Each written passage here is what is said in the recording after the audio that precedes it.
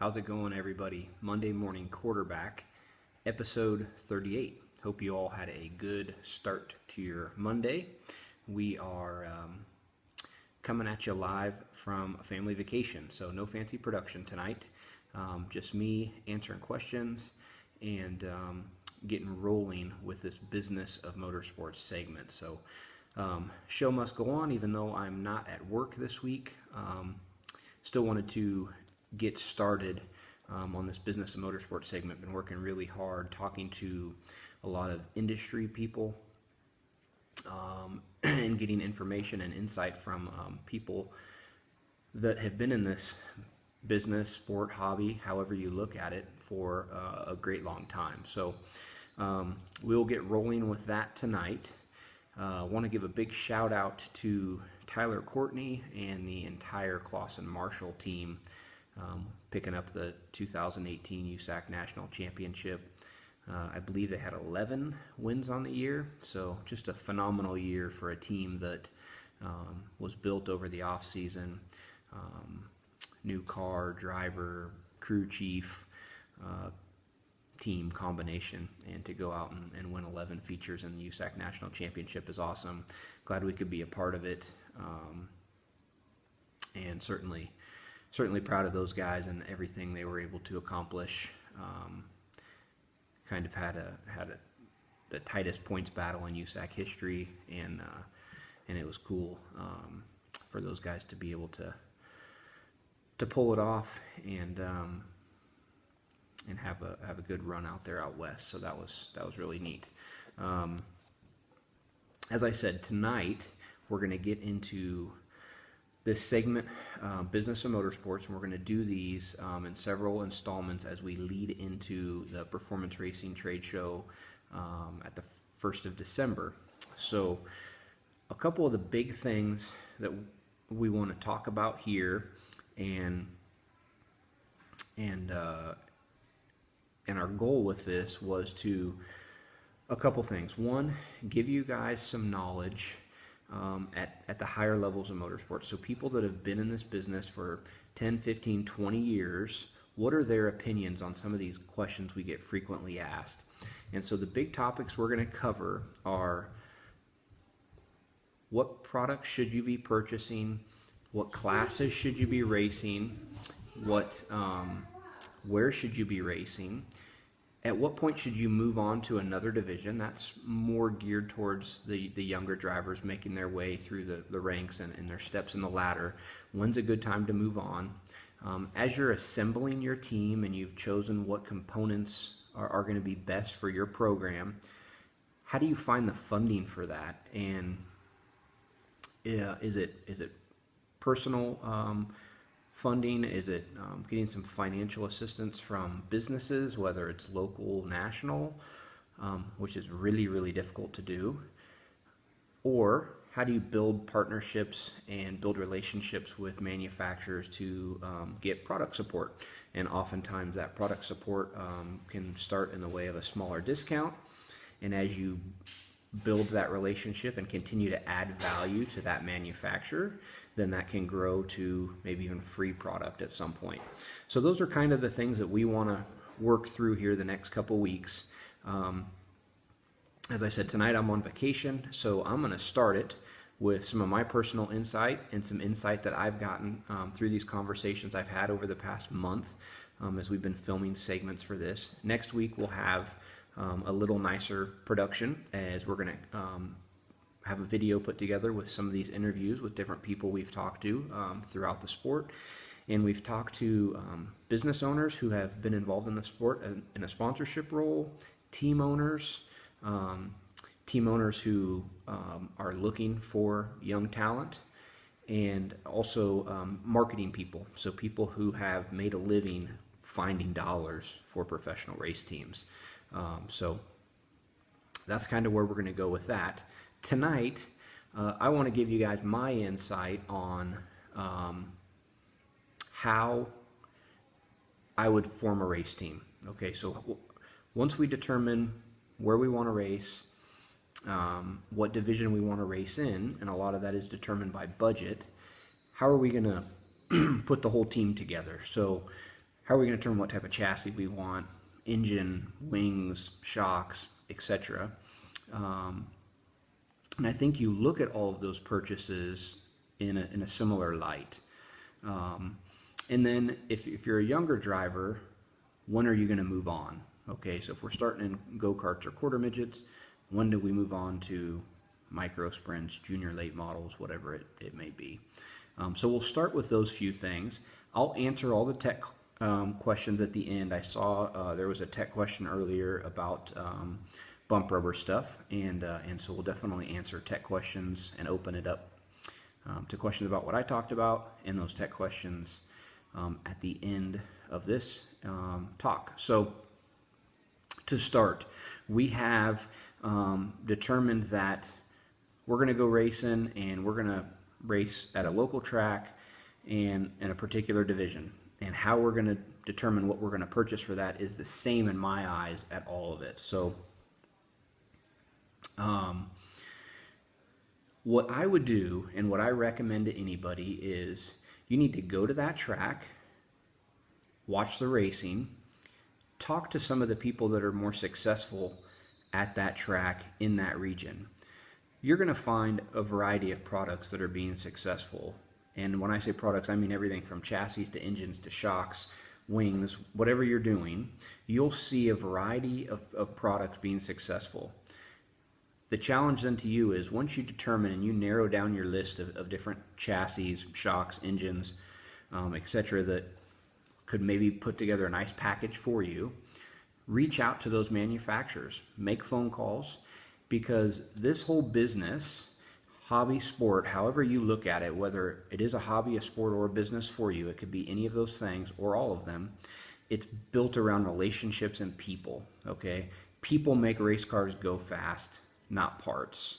So I would reach out to those manufacturers that you see being successful at your local level and determine which one you feel like you can have the best relationship with and you can work with the best moving forward.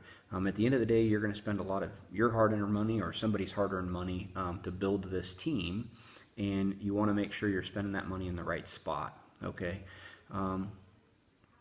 The other thing is not being wasteful, because majority of all of us are going to have some type of budget that we're going to have to build this team around, okay? As we get into this other segment and we talk about the marketing side of it, I think oftentimes people are fooled by thinking they need the nice big shiny truck and trailer to attract those sponsors, and that shiny truck and trailer is not making their race car go any faster, okay? Certainly at some level, you need to have that presentation. For 90% of the people that are watching this and our customers, you don't need that. If you're racing regionally or locally, you don't need a several $100,000 truck and trailer to attract a big sponsor. You don't need it, okay?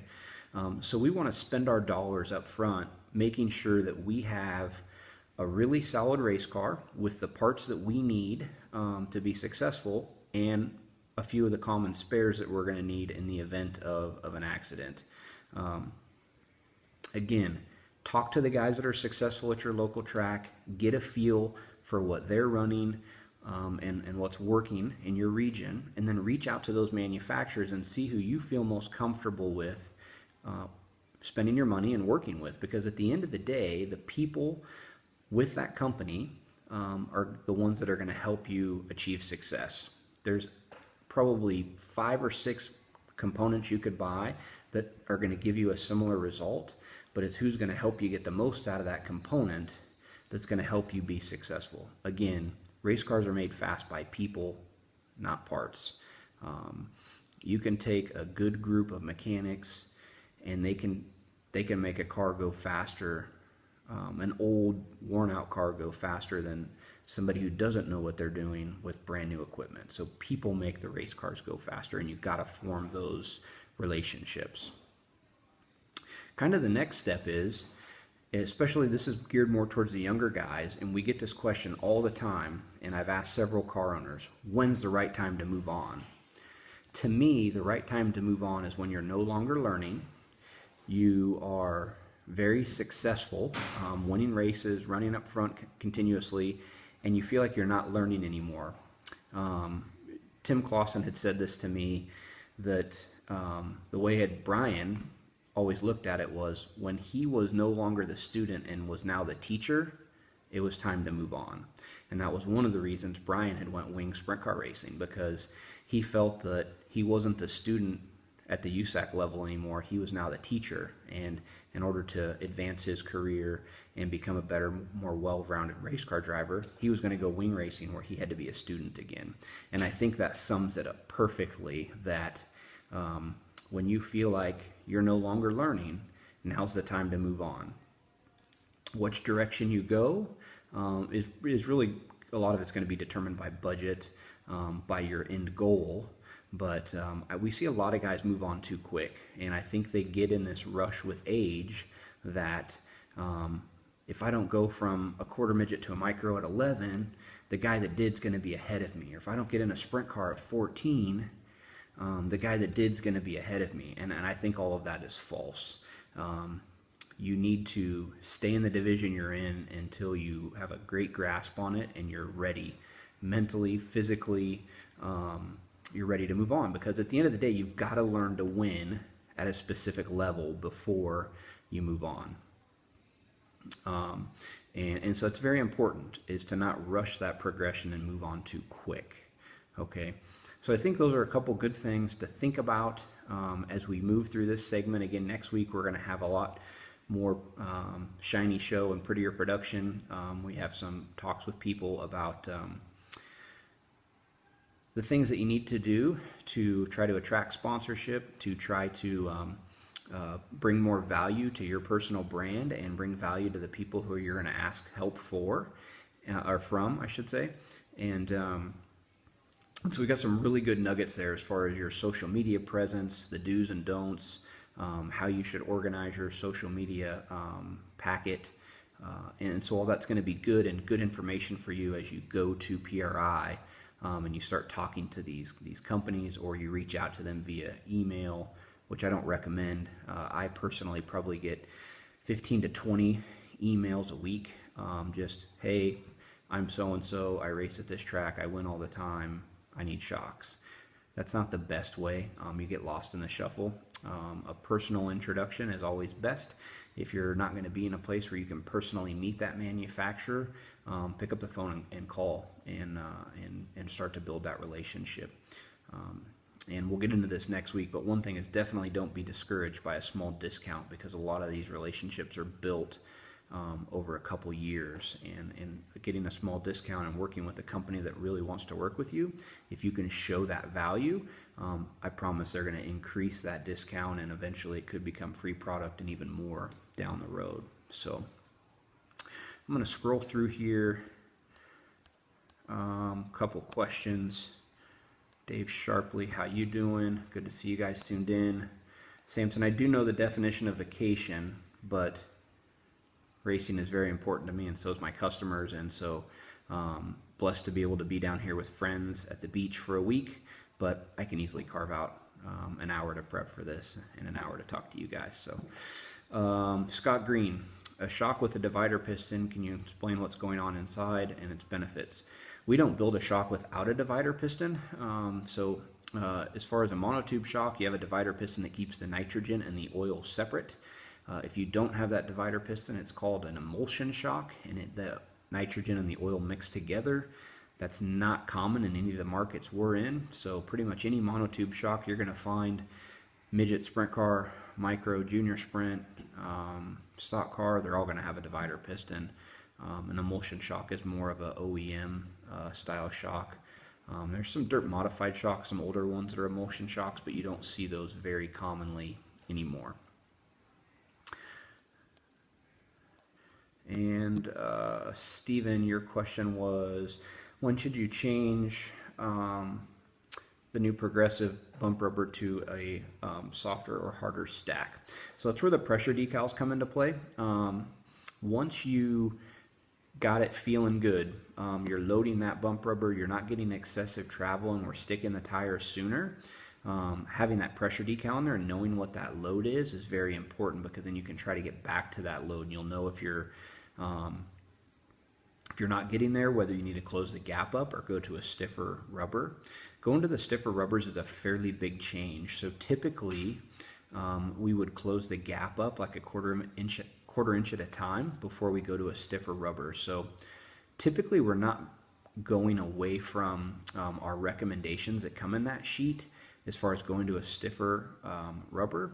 Typically, if we're needing to go stiffer, we'll just close that gap up, because that's a much smaller change than actually going to a stiffer durometer rubber. Scroll through here and see any other questions. Anybody else that's tuned in have questions about what I just spoke about? Our first little intro for the business of motorsports, and this segment's going to continue on for a couple weeks as we introduce some video and audio segments from several industry leaders, and we have some really good insight and opinions for you guys to digest the next couple weeks. Eric, should bump rubbers be changed every season? The progressive bump rubbers, that poly puck is pretty durable, so unless it's coming apart, I would say no. The foam style bump rubbers that we used previously, and we still have some customers using, if those get wet, oftentimes these sprint car guys get them wet at car washes. They don't totally dry before they start squeezing them again. They can deteriorate and fall apart. I would recommend to get rid of those. Bobby Z, another USCS championship. That's awesome, man. Congratulations. Hopefully we get to see you at the shootout this year, if not sooner. Bobby Z, I don't know how old he is, but he's been one of our original customers, and he is not a youngster and still winning handfuls of races every year down there in the South. So that's awesome to see. Congratulations on another championship, Bobby. Anybody else that's tuned in have questions before I resume family vacation? It's going to be time for a beer and to watch this 49er game. For some reason, both of my quarterbacks had the same bye week in fantasy football, which was really poor planning on my part. And so I picked up this Nick Mullins cat from the 49ers to try to get me a win this week. Johnny Rodriguez, how's it going from California? What type of presentation packages do you recommend for drivers' teams during personal introductions such as PRI? So one thing that I recommend is just a really good business card, like a quality business card that somebody's not just going to throw in the trash, doesn't look like you printed it on your printer at home, and just a face-to-face personal introduction to the person. I think on your business card there should have all your social media contacts, and maybe just something small, right? Like a letter that you personally signed with your business card. You don't need to have a professionally done 20-page full color brochure that you spent thousands of dollars to have designed, printed, etc. I'll be honest, we get 100 of those a day at PRI, and a lot of them go in the trash. People just come by, hey, here's this, I need shocks, they're on their way, and they're trying to hit 200 people a day. The people that build that personal relationship, they come, they shake your hand, they talk to you, they tell you the story, and they leave something. Those are the ones we might circle back with. The other thing is, we tend to help people that are already using our product. So a guy will come, we love your product, we're using it, maybe give you a picture of their car with your decal on it. We're always more apt to help somebody that's already using our products, already believing in us, and start to build that relationship and see how we can cultivate that and help them more than someone that says, hey, I use your competitor shock, but I'm looking for a free product. We're less likely to help that person. Loyalty is a huge part of this business, and when you're loyal to someone's product and you use it year over year, and you tell your buddies, hey, I love, we'll just use shocks for example, I love my CSI shocks, and I get a guy that calls and says, hey, I'm buddies with Mark, and he loves your shocks, and he told me to call. And then when Mark comes and he needs help with something, I'm more apt to help him because he's already sent some business our way. Mark's tagging me on social media and things like that. So I don't want to dive into that too deep because we have a lot of good information about that next week. But to wrap up Johnny's question there, don't spend thousands of dollars putting together this big deck. Nice quality business card, go around and meet the people that you want to meet and start to build that relationship. One thing I would encourage is after PRI, follow it up with a phone call.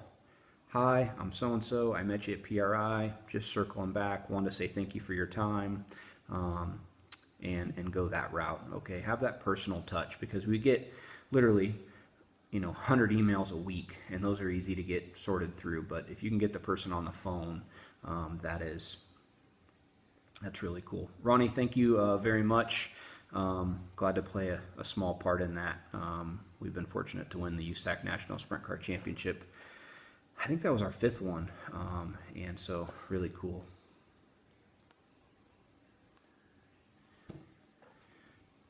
All right.